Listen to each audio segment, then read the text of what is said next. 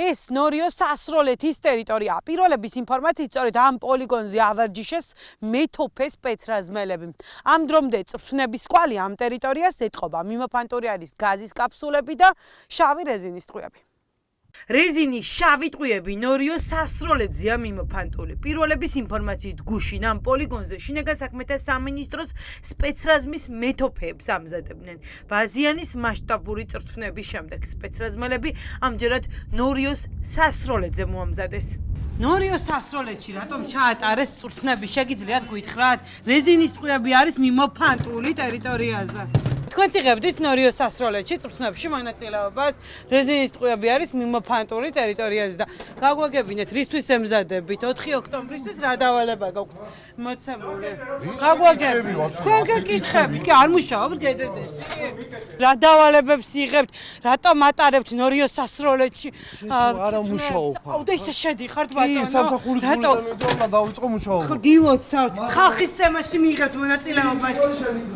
ნორიოს სასროლეთი კერძო ტერიტორია. ამ ადგილას სროლის მსურველები ხშირად ამოდიან. სავარაუდოდ ძალოვან უწყებას საწვრთნელ პოლიგონად ამ ტერიტორიის გამოყენება იმის გამო დასჭირდა, რომ ზედმეტი ყურადღება არ მიეპყროთ და კითხვები არავის გაჩენოდა.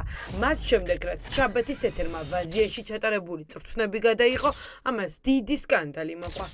რისთვის ემზადებით 4 ოქტომბერს? ნორიოს სასროლეთში რა ხდებოდა მაინტერესებს. რატომ აირჩიეთ კერძო ტერიტორია? კითხვები რომ არ ქონდეს საზოგადოებას. გადამბრძანდით იქეთ. გამარჯობა, რისთვის ემზადებიან 4 ოქტომბერს გვითხარით? არაფერი არ ვიცით.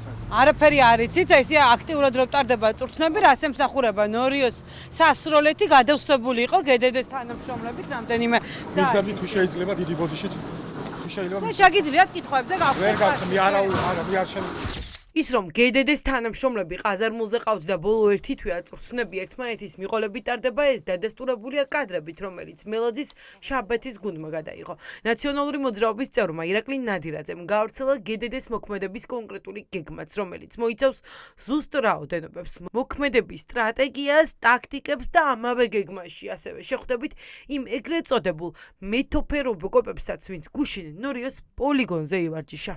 მოედინება ზღვა ინფორმაცია ქართული ოცნებიდან, მათ შორის მათი ძალოვანი უწყებებიდან და ერთი რამ არის მთავარი. ვერანაირი ბიძინა ივანიშვილის ვერც გეგმა, ვერც ხრიკი ვერ იმუშავებს, თუ ჩვენ გამოვალთ ქუჩაში ასობით 1000 გულანთებული პატრიოტი, თავისუფლების მოყვარე ქართველები, ადამიანი და ამას თვითონაც ამბობენ, რომ თუ ბევრი ხალხი იქნება, ისინი უბრალოდ დამთავრებულები არიან. ამიტომ ერთი რამ დაგვრჩა მხოლოდ 4-ში გამოვიდეთ რაც შეიძლება ბევრი.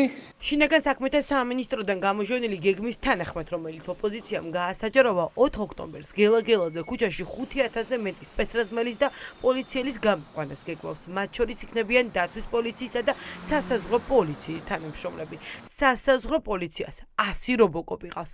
ჩვენ სასაზღვრო პოლიციის მომზადების ბაზაზე იმის გასარკვევად მივედით 4 ოქტომბრის აქციის გამო. ჩამოყავთ თუ არა რეგიონებში დისლოცირებული მისაზღვრე სპეცრაზმელები. 4 ოქტომბრისთვის თქვენს გამზადებენ, გითხრეს რომ უნდა გაგიყვანონ აქციაზე? არ გვაქვს ინფორმაცია. ანუ არ მოუწოდებიათ თუ თქვენ არ გაქვთ ინფორმაცია.